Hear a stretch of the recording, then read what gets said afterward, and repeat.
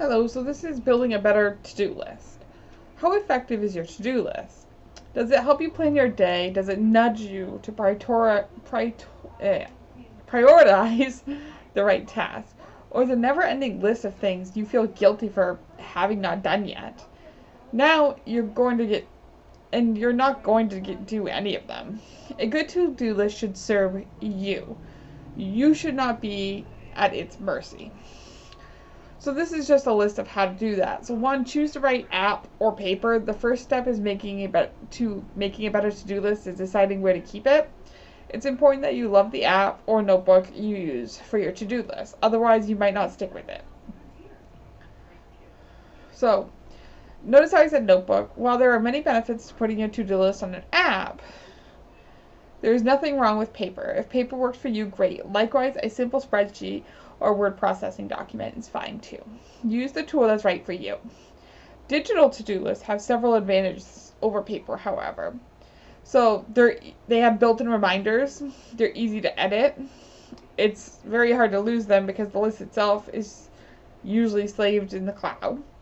You can sort your tasks by priority, due dates, or alphabetically, and you can assign tasks to other people and get notified when they complete them.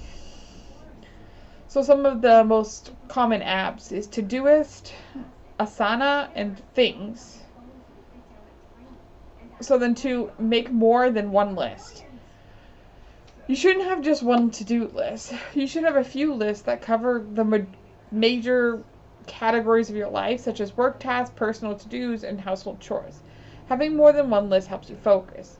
When you're at work, you don't want to be distracted by your personal list. When you're at home, you don't want to be burdened by things at work. 3, write down your tasks as soon as you think of them. When a new task pops into your head, write it down as quickly as possible. Adding tasks when you think of them prevents you from dwelling on them. Once it's written down, you don't need to remember it anymore. So you can purge the thought from your brain. 4, assign due dates to everything. Anytime a task has a due date, add it. Seeing when tasks are due helps you prioritize them. Not every task needs a hard and fast due date, but sometimes it helps to add one for 2 reasons. So the first reason is most to-do apps let you see what's due today, tomorrow, and later in the week, regardless of which list they're on. Second, by assigning due dates to your tasks, you're effectively planning out your week, which is an excellent time management strategy. 5, revise your to-do list daily. Start every day by throwing an eye over your task list and assessing whether it's reasonable, then revise it. 6, limit yourself to 3 to 5 tasks daily. What is your daily task limit? It depends on what kind of task you write down and how difficult they are to complete. For most people, I recommend starting out by limiting yourself to 3 to 5 tasks per day. It might not sound like a lot, but if you focus on writing down the 3 most important things you need to do today, you might find that's already a lot to get through.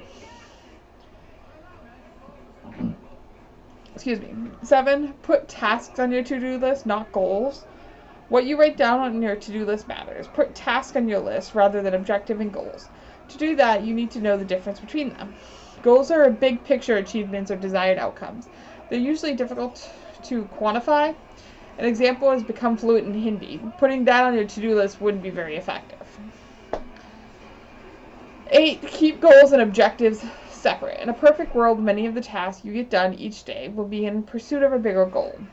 You will know what your goals are, but you don't need to write them down on your daily to-do list. Instead, write your goal and objective somewhere else. 9, look at your to-do list often. Since I have it on my tablet, I check mine frequently to see what I've done and what I need to get to. You can also finally, for 10, make your to-do list scannable. If you look at your to-do list, you'll quickly realize how helpful it is to see what you need in a glance.